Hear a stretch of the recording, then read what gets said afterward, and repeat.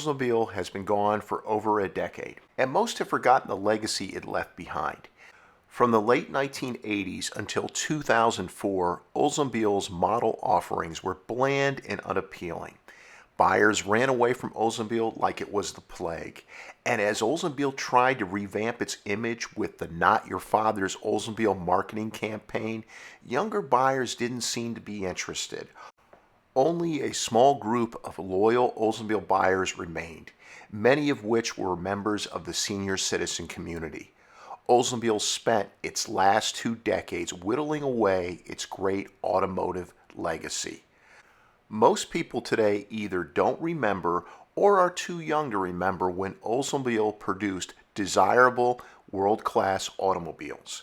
Not to mention that Oldsmobile provided hot performance V8 engines years before Pontiac and Chevrolet.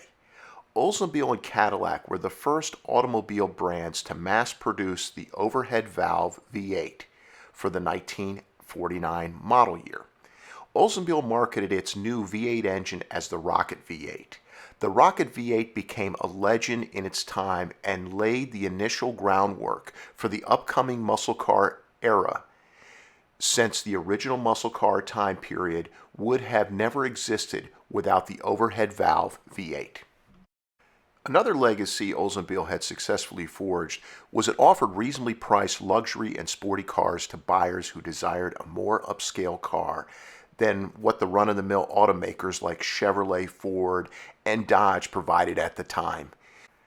Where many muscle car buyers back in the golden era opted for stripped-down cars with not many options, Oldsmobile buyers were generally the polar opposite. Oldsmobile's premier muscle car of the 1960s, the 442, or sometimes referred to as the 442, was the choice muscle car for those wanting an upscale, high-performance muscle car. The 442 started out modestly as a performance package for the 1964 F85 and Cutlass. For 1964, 442 stood for a 4-speed manual transmission, a 4-barrel carburetor, and dual exhausts, all of which were standard. The downside was the 1964 442 was only equipped with a small block 330 cubic inch V8. As a comparison, the 1964 Pontiac GTO came standard with a 389 cubic inch V8. By 1965, the 330 V8 was no longer available for the 442. It was replaced with a big block 400 cubic inch V8, and the rest, as they say, is history. 400 cubic inches was the displacement limitation of the 442, due to an internal GM corporate ban on engines with larger displacements of more than 400 cubic inches in its mid-size cars. For 1970, the internal GM ban was lifted, and the 442 had as its new standard motor Oldsmobile's big block 455 cubic inch V8, which was rated at 365 gross horsepower and a whopping 500 pound-feet of torque.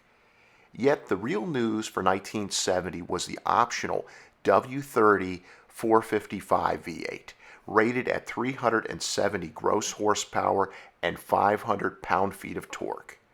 A 5 horsepower difference didn't seem like much. However, the W-30's advertised horsepower figure was underrated by Oldsmobile. True horsepower output was a little over 400 horsepower.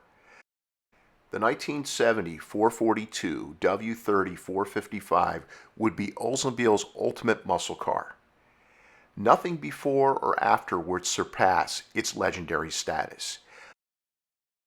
By 1970, Oldsmobile fans were already accustomed to the idea of a 455 V8 offering for the 442, since Oldsmobile had bypassed GM's displacement mandate by an agreement with Hearst Performance Incorporated for 1968 and 1969, which had created the 1968 to 1969 Hearst Olds, a high-performance 455 V8-powered low-production car based on the 442.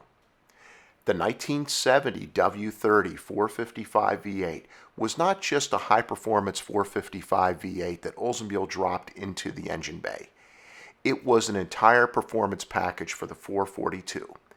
With the W-30, the W-25 package was standard, which included a fiberglass hood with two large air inlets that fed fresh air into a free-flow air cleaner assembly. The fiberglass hood had two large stripes and two functional ornamental chrome hood tie-downs. The W-30 also included a performance-tuned Rochester Quadrajet 4-barrel carburetor, a high-performance cam, and a lightweight free-flow aluminum intake manifold. A set of high-performance cylinder heads and exhaust manifolds were also part of the package. The W-30 had enough horsepower and torque to frighten most drivers when the accelerator pedal was pushed to the floor. The feeling was like a Boeing 747 at takeoff. The sudden, powerful movement forward threw you back in your seat. However, the real scare came from trying to keep the W-30 powered 442's skinny by today's standards rear tires planted when launching from a stop. The net effect was lots of smoke and screeching rear tires. Too much throttle could send the 442 rocketing off the road and into a tree or another obstacle, or burning the tires to oblivion.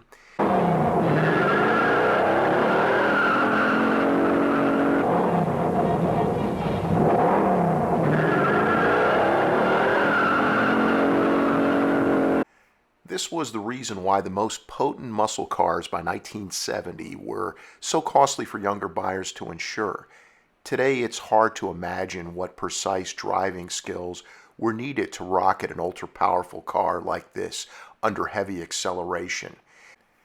It was a careful balance of applying just enough pressure at the initial launch to the accelerator pedal to get enough traction so that the accelerator pedal could then be mashed to the floor.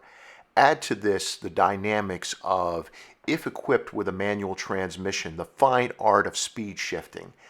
Then you soon realize it took a very skilled driver to be able to harness the power of these wild animals called vintage muscle cars.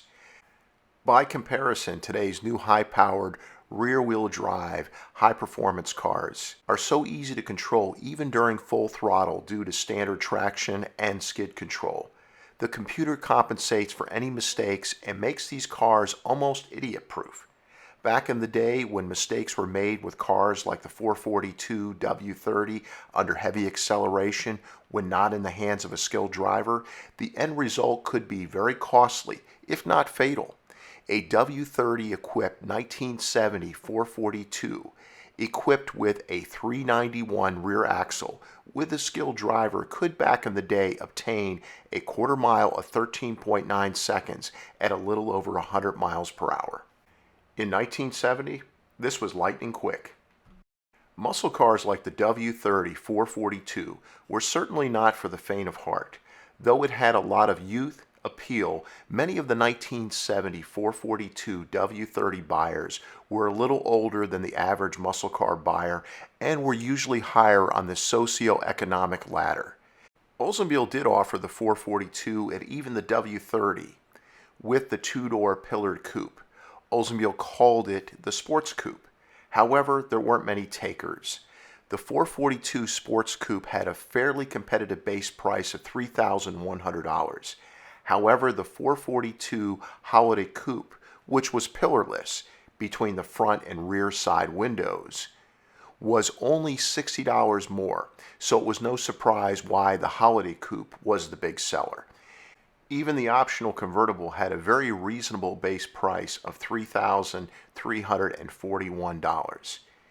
However, Oldsmobile, being an upscale GM division, offered a laundry list of options on the 442 for 1970, and many buyers loaded up on these options, which elevated the price substantially.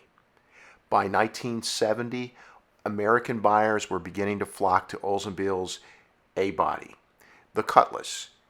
It would be a trend that would continue throughout the 1970s and early 1980s and eventually make the Cutlass GM's most popular A-body. The 442 for 1970 took the best of the two-door Cutlass and added all the exterior touches muscle car buyers demanded. The front end had the distinctive and attractive Oldsmobile front grille treatment, which included 4 round headlights. The 442 was even available with an optional rear wing spoiler. The W-30 package included a reduction of sound deadening material and a set of red plastic front inner fenders as weight-saving measures. Dual sporty mirrors and horizontal body length side stripes were also standard on the W-30. All of these standard goodies provided the W-30 442 with a look of a genuine muscle car. Both the Sport Coupe and Holiday Coupe had the sleekest roofline of any 1970 GM A-body. It was a semi-fastback design that gave the W-30 442 a sleek look, especially when equipped with the optional rear wing spoiler. The rear design also blended well with the semi-fastback styling. It was a large chrome bumper which housed the vertical rear taillights, 2 on each side of the rear bumper, and below the bumper the standard dual chrome trumpet-style exhaust tips were present, 1 on each side. The W-30 442 had only 2 transmission choices, a Muncie 4-speed manual or a heavy-duty turbo hydromatic 400 3-speed automatic.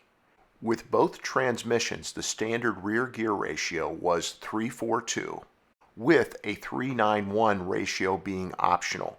However, if air conditioning was ordered with the automatic transmission, a taller 3:2:3 ratio was mandatory. Additionally, Oldsmobile had its bases covered in 1970. It offered lower racing spec rear gear ratios, which were 4:3:3, 4:6:6, and 5:0. These could not be ordered from the factory and could only be installed at an Oldsmobile dealership. 14-inch wheels were mandatory on the W-30. However, there were different styles to choose from, including the standard steel wheels with dog dish hubcaps. The sporty N66 wheels were a popular choice. However, the P05 wheels were the hot ticket for the W-30. G70 tires with raised white lettering were standard. Front manual disc and rear drum brakes were also standard on the W-30. The 442's interior was subjectively the most attractive GM A-body interior offered for 1970. It was sporty yet classy. It was exactly the type of interior one would expect of a distinguished gentleman's muscle car. Today it's a performance-oriented upscale BMW and Mercedes models that yuppies or upperly mobile professionals prefer. Back in 1970, a loaded W-30 442 was exactly the type of car these type of professionals bought. Unlike most of the current crop of modern muscle cars, with the exception of the large late-model Challenger, are starved of space, the W-30 had one big advantage. 5 adults could fit comfortably in the interior and a lot of luggage could be placed in the big trunk. 1970 will probably be remembered by American historians as a time of great turmoil. In 1970, the war in Vietnam not only dragged on, but was expanded to Cambodia and Laos. War protesters hit the streets, and it felt as if the country was coming apart at the seams. However, 1970 was a great year for muscle car fans. Performance had hit an all-time high for this golden era. And never again would there ever be such a large selection of muscle cars to choose from. Unfortunately, GM would lower compression ratios across the board for 1971, and by 1972, all other automakers did the same. The Environmental Protection Agency rolled out a host of new regulations starting in 1972 that in a few years would strangle performance and nearly destroy the muscle car. But in 1970, all was still good with Oldsmobile. And the same was true with the 1970 442 W-30, which represented the finest performance package Oldsmobile had ever offered. For Oldsmobile performance fans, it would never be this good again.